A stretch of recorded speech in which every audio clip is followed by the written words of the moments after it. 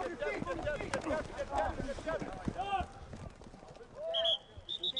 going to get a second chance in the game. Hi, my name is Matt Miers. I'm the head football coach at Central City High School in Central City, Iowa, and I'm going to do a presentation on double screen for 8-man football. A little bit of a background about myself. I have been coaching for 19 years. I spent 15 years at Cedar Rapids Kennedy High School, which in the state of Iowa is in the largest classification. I worked my way up from head freshman to head sophomore. And then my last 2 years, I was the varsity offensive coordinator at Kennedy. I spent 1 year at Solon High School in Iowa, where I was the quarterbacks coach and passing game coordinator. And for the last 3 years, I've been the head football coach at Central City. As an author, I've had several publications. I wrote a book called Coaching the Stacked I Formation Offense from Coach's Choice. Also, for X&O Labs, I wrote an article about varying power for maximum success.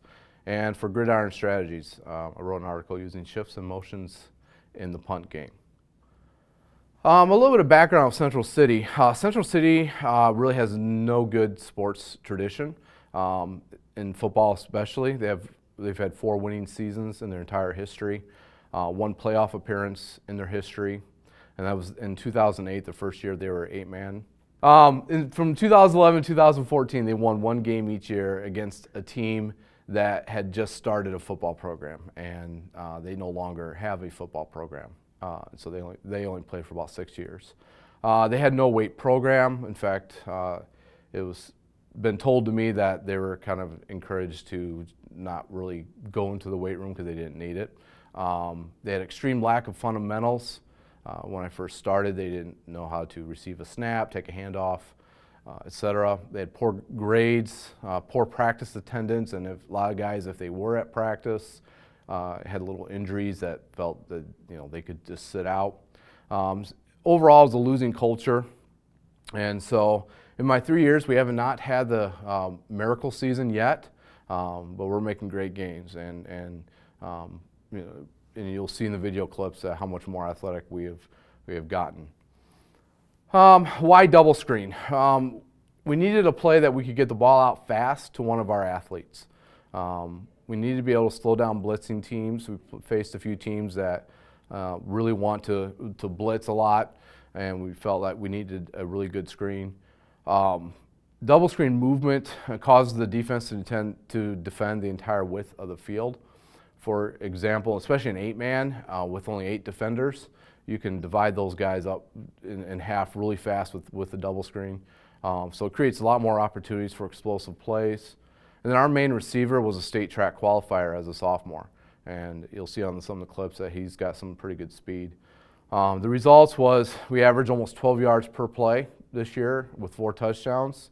We only ran it 23 times, so we need to run it a lot more this coming season. So I'm going to go through some of our rules for our different positions. And our lineman rules are really about the same. As you'll see, our tight ends rule is on the snap, think 1,001, 1,002. As he pass sets on the DN, he's going to punch him in the chest.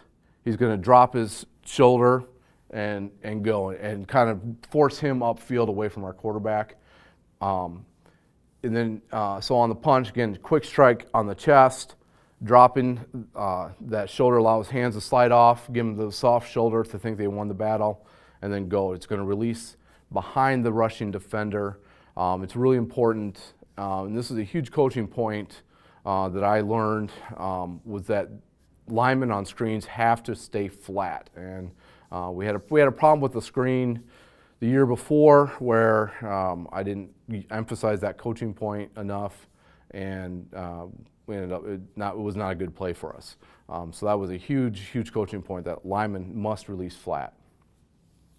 Our left guard, again, it's the exact same coaching points, 1,001, 1,002. As he pass sets, it's going to be punch, drop, and go, exact same thing, and he's going to work flat to his backside to get in front of the tailback. Now, when I get to the diagrams of the double screen, you will see that The tight end side, they're releasing flat for the swing pass to the tailback. And so they need to stay in front of that tailback. On the two receiver side, the guard and the center have assigned defenders. The center, again, 1001, 1002, punch, drop, and go. The center is responsible for the number 3 defender. We count from outside in. So the number 3 defender is almost always going to be a linebacker. And ideally, we want him to be able to seal that linebacker inside, but the reality of it is, most of the time, we have to get on that linebacker and drive him to the outside and have our receiver come underneath. Then our right guard, again, 1001, 1002, punch, drop, and go. He's got the number 2 defender, who's the defender lined up over our inside receiver. And again, we want to try to block him outside. And you'll see on at least one of the video clips, you'll see our guard releasing and blows the kid up on that. Tailback on the snap, he's going to swing to the tight end side.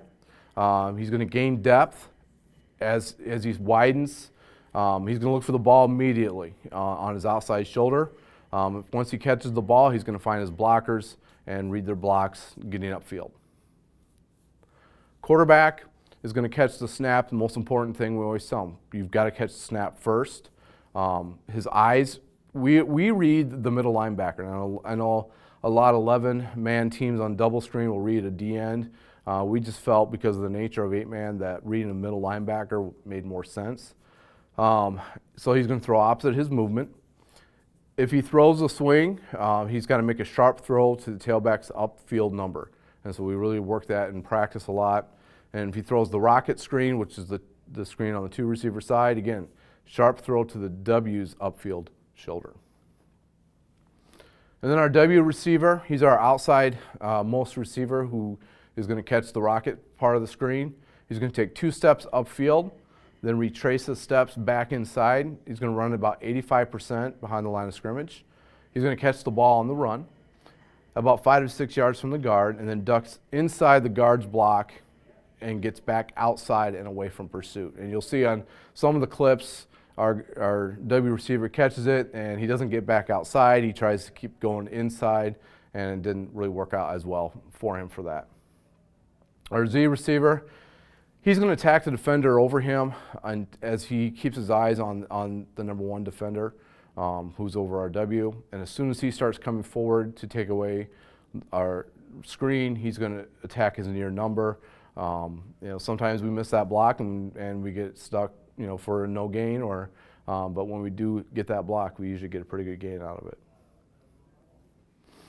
All right, so our installation, we look at whole part whole installation. So we begin with 3D video vision from Go Army Edge so that the players can see and visualize the play. And so we start off with just showing them the basic diagram. So this is against a 3-2 defense. I'm sorry, 3-3 defense with the linebacker walked out over our Z, corner over our W, and then the backside corner is on our tight end. And so we just talk about, okay, so this is the basic how it's going to look. Z is going to attack the number 2 defender, and as soon as he starts seeing the number 1, he will get out and block him. Our linemen, 1001, 1002, and they're going to release. Right guard is responsible for the number 2 defender. The center is responsible for the number 3 defender. The left guard and the tight end will release flat to get in front of the tailback. And then we talk to the quarterback. Who is our guy we're going to read? Against this defense, we're going to read this linebacker right here. So then we kind of go through it a little bit, like just showing it slow motion, just so they can see the basic movement of the play. And we talk about the coaching points. Quarterbacks, you're reading this defender right here. We quiz the guys. Okay, what's your assignment? Left guard, what's your assignment? And hopefully, as we go through in preseason, he's able to quickly tell us 1001, 1002, punch, drop, and go. And then we go to the 3D model of it. And again, we'll pause this so that our guys can see, can kind of visualize it before the snap. Z can see how the timing works. All right, and again, it's all about just the visualization and trying to reach kids today the way they are, the way they learn best. And you see, you don't really have the defense moving on this, and again, because we're in the installation phase.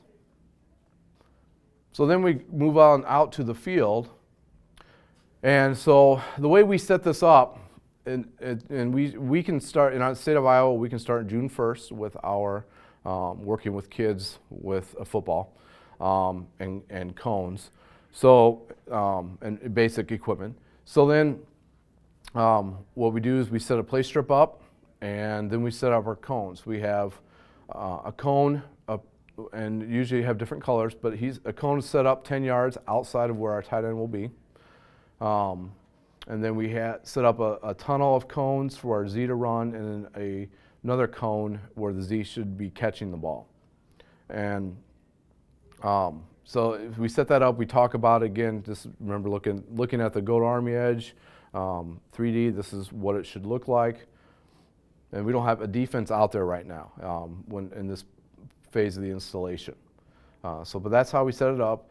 We have two quarterbacks, and so we'll actually work on training two centers at the same time. So they both will snap to the quarterback, and then the quarterbacks will rotate positions so they get used to throwing both sides.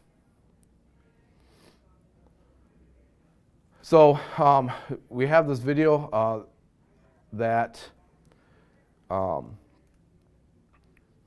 to see, and this was inside our gym, and so just kind of see where the cones are set up. So we have on here, we have a cone, a green cone for where our an orange cone where our W receiver goes, a yellow cone for our Z receiver, where he should line up. There's our green cone where our Z should be catching the ball, and then we have our tunnel of cones for him to get used to catching the ball and getting back outside away from the pursuit.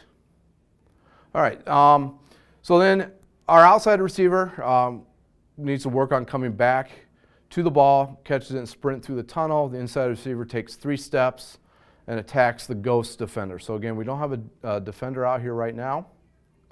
So if you watch our video here, all right, we have our receivers, and we're working on our Z receiver. As soon as our W starts coming back, he should start making a break. And again, this is just a kind of a preseason installation in the summer, and so we're not going really hard at this point in time because we're teaching. But our W receiver should be working flatter. Our W receiver is coming back in to catch it, and he's just kind of really obviously going half speed. He's not going really hard right now because we're just working on getting our footwork and getting everything set up correctly, and working on catching it and getting back through the tunnel.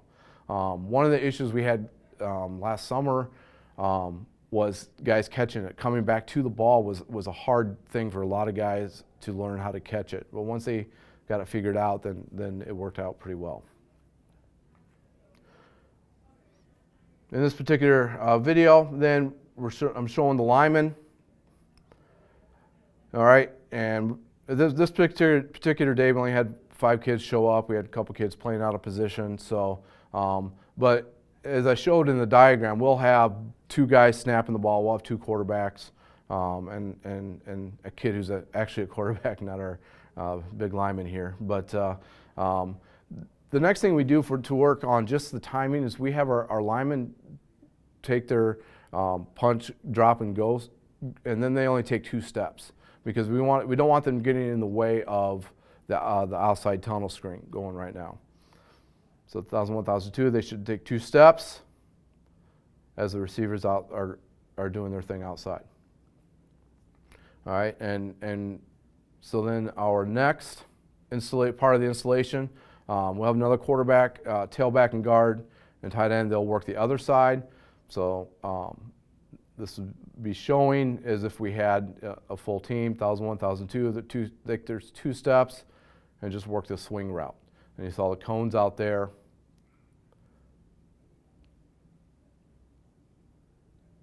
We have the cones, that's the aiming point for our tailback.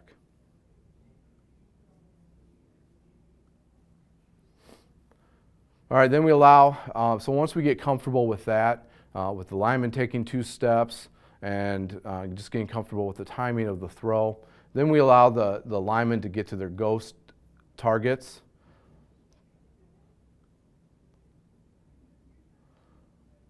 Okay, so and now we start speeding the drill up.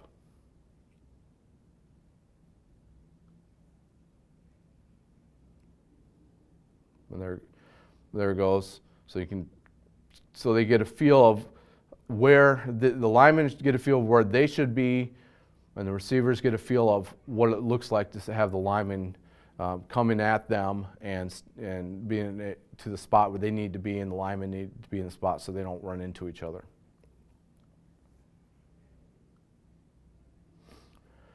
And then we'll put both sides together and run both sides with their ghost targets going pretty close to full speed. So there you can see our tight end and the left guard are releasing, doing the 1000, 1002 punch, drop, and go. And you can see that their dropping their shoulder wasn't very good there. But again, this was early in our installation process. Okay, so then when we are comfortable with the timing, we will slowly add defensive players. So we'll start with, on the tunnel side, with usually just a coach standing there as the corner over a number, over our W receiver. So then our Z has someone to block. And then we'll add a number 2 defender for our guard to block. And then we'll add a number 3. And then the other side we'll add a corner so that we get used to just kind of slowly adding in a defense. And then eventually we'll get to a full defense. And then after that, once we get to that full defense, we'll spend 5-10 minutes at the beginning of every practice just repping double screen. And we go up, moving up and down the field. It's quick, it's no huddle because we're not changing plays, and we just alternate sides. All right, so now we're going to get to the X's and O's part of the double screen, and I've got it drawn up against these fronts and video clips against these fronts. So we have a basic 3-3 front. We have a 3-3 linebacker over, a 3-2, a 4-2 under, and then a 4-1 front. And as you'll see on the video clips and the diagrams, a lot of the most common fronts that we saw were against us were a 4-1 or a 3-3 with a linebacker walked out. So this is against just a basic 3-3 defense, and we see almost all man-to-man coverage in 8-man in the state of Iowa. So in this case, the free safety and the strong safety are going to walk out over 1 and 2. All right. So free safeties are number 1 defender. The strong safeties are number 2 defender, and then the Sam linebacker is the number 3. On the back side, we have the will linebacker is the number 1 defender, and then we read the middle linebacker for his reaction. So you can see we have a pretty strong to the swing side, and that's what we tell our quarterbacks. We give them an unless rule for this. You're going to read the middle linebacker, and you're going to throw the swing every time, unless that middle linebacker widens quickly to the swing side. If he does that, then we're going to come back to the rocket side. Our quarterback was really good at it, except that there were times you could tell that he was just pre-snap determining which side he was going to throw to already, which that just comes with him being comfortable with it. All right, so here's the video clip against a normal 3-3. This is the first game of our season, the first time we ran it all season. So it's not perfect, but it's not horrible. All right, so down here's our tunnel side. Here's our W receiver. Here is our Z receiver, and our right guard is going to release for this defender right here.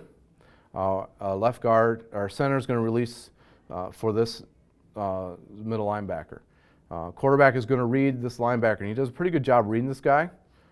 He doesn't widen right away, so he quickly threw the swing pass. So we talked, afterwards, and when we watched the film on this, we talked about being more patient and letting the play develop a little bit more. He's got plenty of time.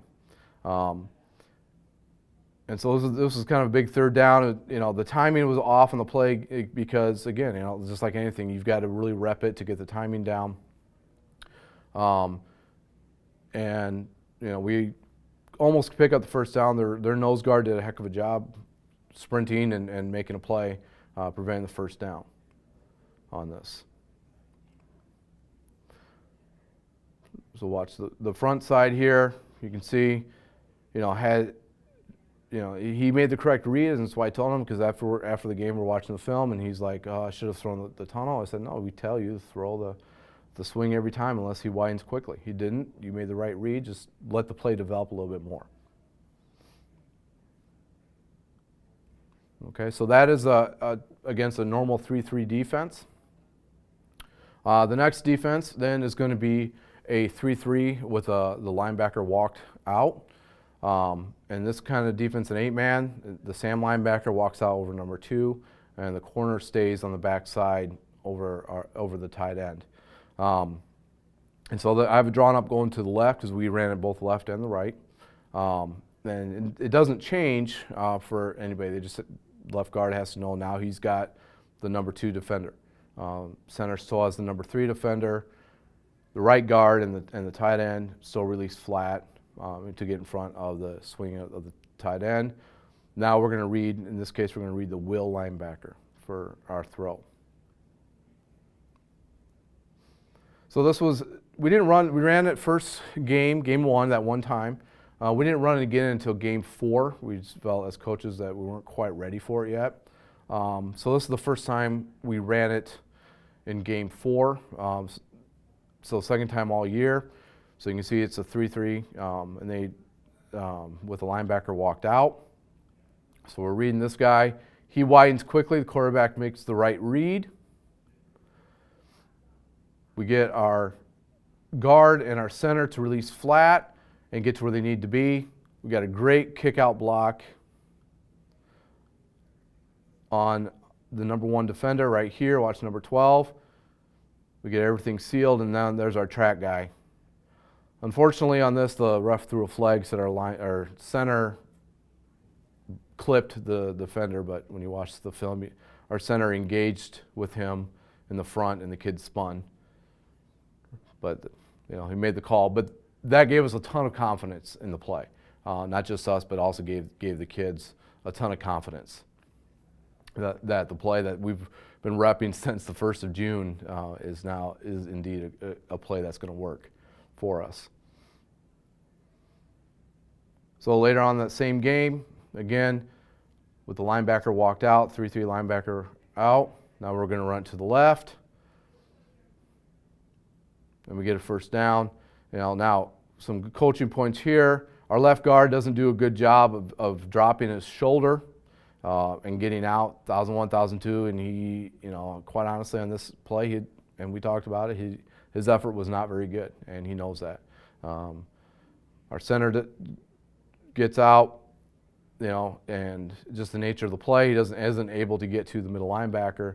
But again, because we spread the defense out, we're reading 21, he widens. All right, we're still able to get a first down, even with a bobbling catch and everything.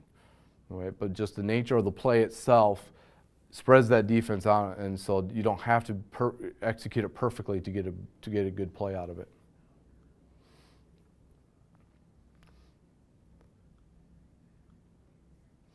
Okay, so the next clip again, a 3-3 if the linebacker walked out. This is kind of our JV running this. Okay, so we don't catch the pass, but it's still we still got some really good learning out of that. So number 2 needs to go to the ball more. Think about the installation drill where we have the cone in the tunnel, and so we talked to him. You've got to come back to the ball. All right, you got to catch it first, but we got a pretty decent block by our Z receiver.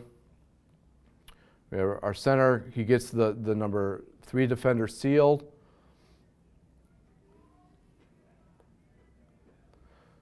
We're reading this guy right here. He widens. Quarterback makes perfect read for it, and we just didn't catch the ball. But we still got some good coaching points out of that. And again, that was our JV running that play in a varsity game. Okay, so this is our varsity. Again, it's the same team. This is earlier in the game. Okay, so this is an example of our Z receiver not getting in the tunnel and getting back outside.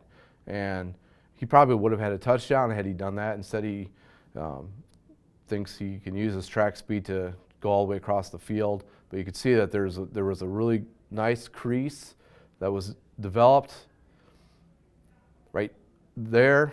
Had he continued back outside, it would have been a touchdown. We had it sealed, had everything. So that was a good learning point for him.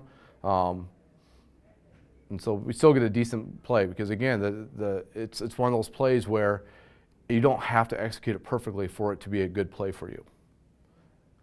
In fact, more often than not, you'll see in our video clips we don't execute it perfectly.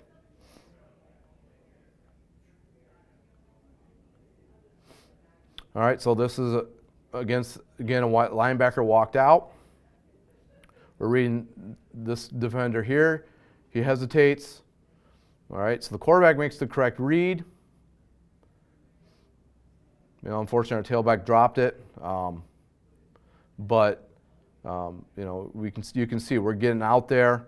Had he caught it, we would have gotten this guy sealed outside, and we had an extra. It could have been another touchdown on there.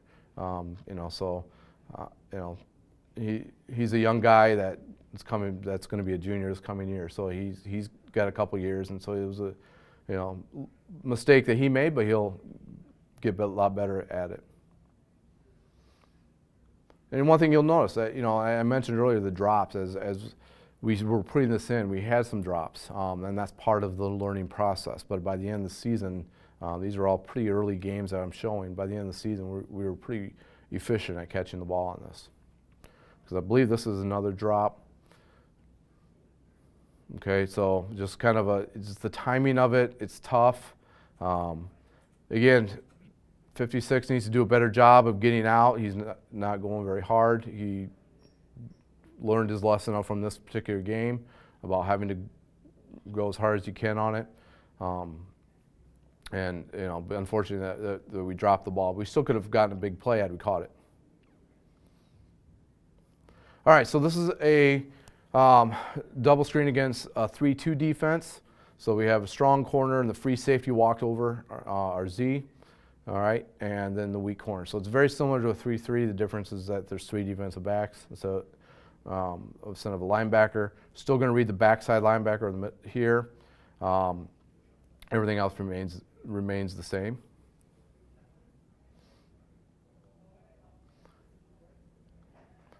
This is against a team that's a 2-time state champion.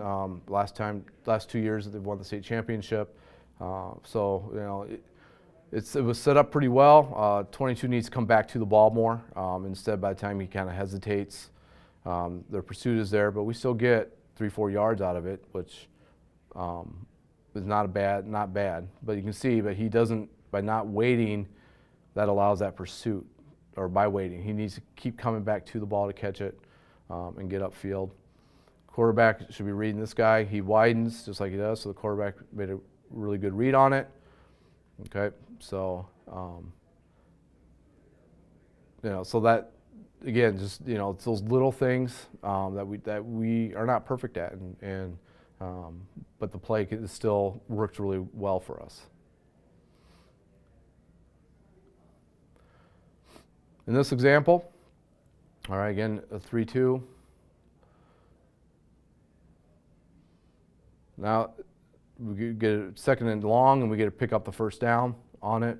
You can see, in that case, we tell our Z receiver, if this guy is up tight, if he's up tight pressing, we're going to block.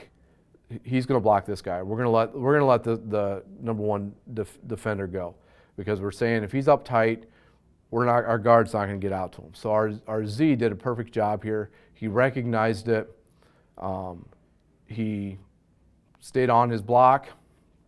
We were able to get back inside, and because of that adjustment by our Z receiver, you can see that it allows us to pick up the first down. And you can see this is obviously later in the year. You can see our linemen are going much harder on this play, and we get a good first down.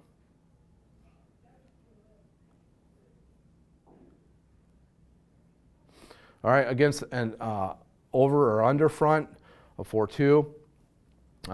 Again, both corners are over because it's man-to-man. So we're going to read the backside linebacker. Corner, he's number 1, he's number 2. This linebacker is number 3. And we're going to read the Rob linebacker in this case. And so these clips were at a team camp and that we were in July. And this is against a team that was at the camp that was 8-1 in the regular season. So this is a pretty good team that we were competing against at this team camp.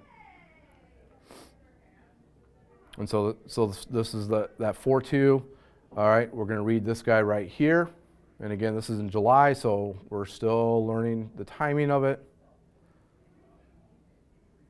Okay, so and we've got kind of a mixture of varsity linemen and JV linemen in there, but still for a camp, it wasn't a bad play. I like the end zone angle of it, so to give you as coaches a chance to kind of see it against in the end zone. Our linemen are still learning. Again, it takes a while. Really emphasize for the linemen, if you're going to install this, they've got to be sprinting. And maybe the way we do it teaches that wrong, but I think this year will be a lot better. All right, so the last front then we're going to look at is a 4-1. This is by far the most common defensive front that we saw when we ran double screen. Basically, it's a 4-2, but then they widen the backer over the number over our Z. The backside corner stays home, so we have our Z on the number 1 receiver. Our left guard is on the number 2 defender, and then we have the middle linebacker. What's nice about this is that we're reading. He's the number 3 defender, and we're going to read him. So if he does. So if he widens, then we've got him beat over here, plus we have an extra blocker. And you'll see a lot of the big plays came against this defense, this defensive front. Okay, so again, the first clip is in camp.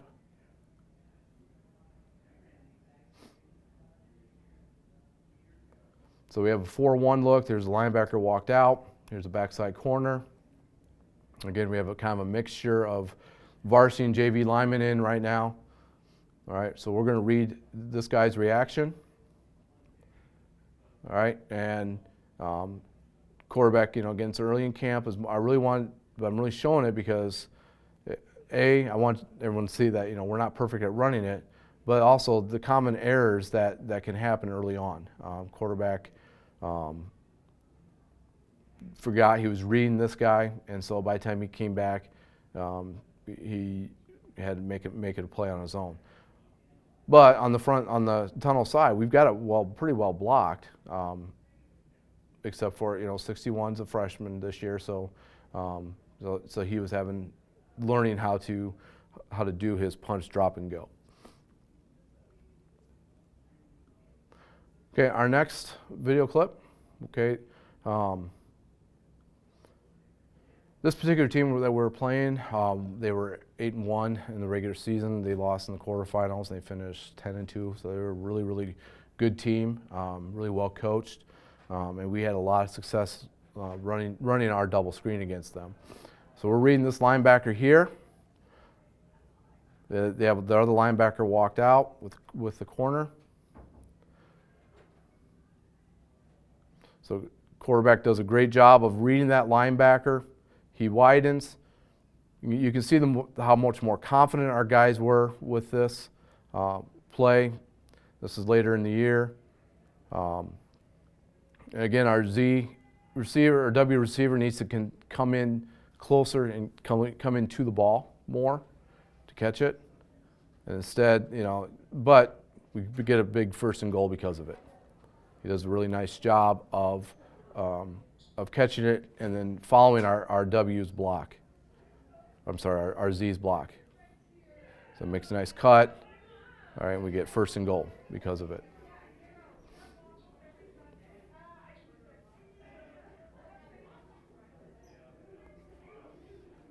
Okay, so this goes back a little bit earlier in the year.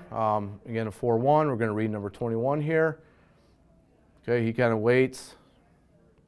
We don't do a good job on the D end. Our lineman didn't do his punch, drop, and go very well. His drop especially wasn't very good, and that kind of slows the play down. But you can see our center's releasing. All right, and he pancakes the number 21, the middle linebacker. So you're just one defender away from picking up a big play there.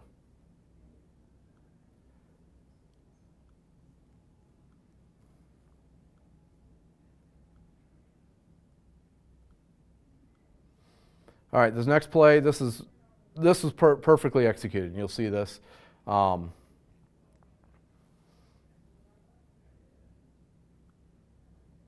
Quarterback reads the linebacker right here. Again, this is against a 4-1. He reads this linebacker like he should. He widens. He throws the tunnel screen side. All right, again, we'd still we talked to our number 22 again, we'd still want to see you coming back in towards the ball more. But as you'll see the results of the play, it's hard to get too upset with him. We get 2 huge blocks here by our Z receiver, and then you can see our guard coming out. And again, this is against a team that finished 10-2, lost in the quarterfinals of the playoffs. So we get 2 big pancakes right there. Our center, he gets out. He gets the middle linebacker, the linebacker that we're reading, takes himself out of the play. And so our center is able to get out, and he's able to get in front and doesn't have to get a huge block. He doesn't have to get the big pancake block. He just needs to get in front of that defender, and this is the free safety, and this is a 290-pound center getting out and just getting in front of him just enough, and that allows our speed to take over and get a huge touchdown play. This was pretty satisfying for us as coaches, just because of all the time we spent repping this play in practice and over and over again, and to see it executed like this was really exciting for us.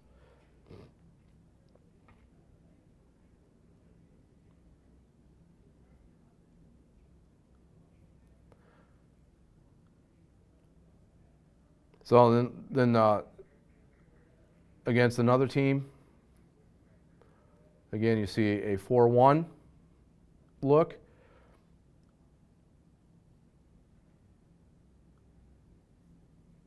Again, he needs to continue coming in, so he's a junior this year. He'll be back next year, so it'll be something that we'll keep emphasizing with him. But again, it's hard to argue with the results of this play. Our Z receiver gets a really big block on the outside again, and enables us to get a touchdown on the play. So again, it doesn't have to be executed perfectly like the previous play for it to work. Just the nature of the 8-man game, you're dividing the defense in half, and if you catch the ball, and you have an athlete out there, it can be a really successful play for you.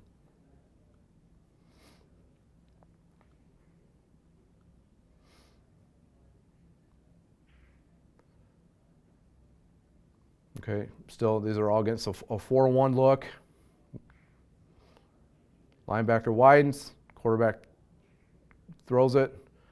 And we just didn't quite get enough of that number 2 defender.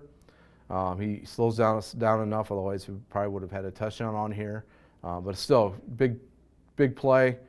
Number 22 there, he does a better job of catching the ball and getting inside. Reading the linebacker, he widens out, Now 22 gets back inside. Now he's looking to get back outside, just like we want him to do. And we get a big 15-yard play on it.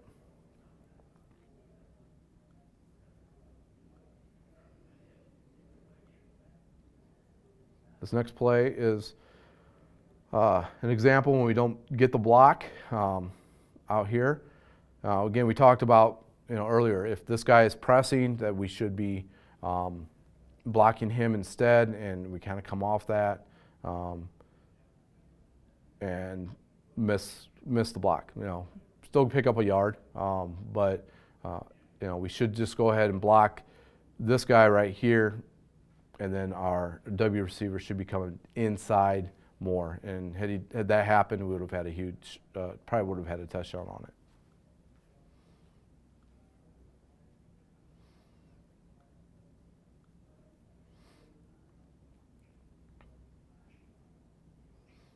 So again, reading the linebacker, he widens.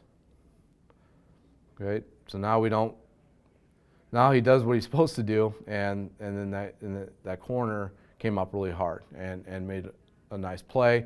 But again, this is where we emphasize we've got to get the ball inside more. And this is a case where it hurt our receiver by not coming back to the ball.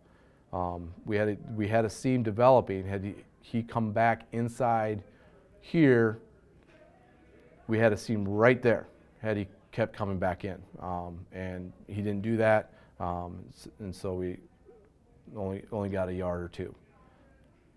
So I'm going to pause it where that seam is. Right there. Had he been coming back inside, it would have been a touchdown. So a few of these examples were really close, and this year we expect that those closeness will turn into touchdowns. All right, so another example here. This time we're going to be throwing the swing pass because the linebacker doesn't widen out as fast. So our quarterback in this case, he still has his eye on him because this is obviously later in the year, but he is able to kind of look the defense off, and really almost he waited too long to do that, to throw it. But because of the nature of the play, we get a nice kick out on our tight end blocks. 55 has no one to block, and it's just an easy read, and we get a big touchdown. Again, this is against a team that was 10-2, so very effective play, especially against this 4-1 look that defenses were giving us. All right, so to sum up, or to finish my presentation, I wanted to talk about a little bit against for an 11-man team running the double screen. So I drew it up against a 3-3 defense, and drew it up against like with a trips right, with tight end trips to the right, and so basically the same kind of things. In this case, the Z will be catching the tunnel screen. The T receiver is going to block the number 1.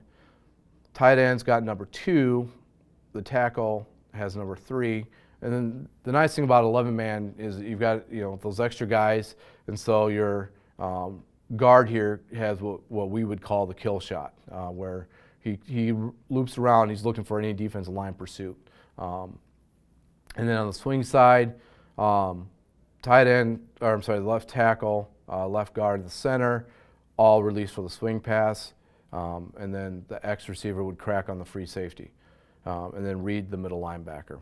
So that's kind of how that would work for reading the middle linebacker.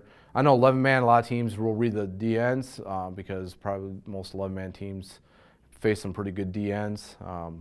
And they're tall, rangy D-ends that can knock passes down easily. We don't generally see that as much at the size of our schools, so that's another reason why we can read a middle linebacker. But if you're going to read the D-end, it'd be the D-end on the swing pass side, and it doesn't change the blocking scheme, it just changes who you are reading. That is my presentation on the double screen for 8-man football. My name is Matt Miers. I coach at Central City in Central City, Iowa.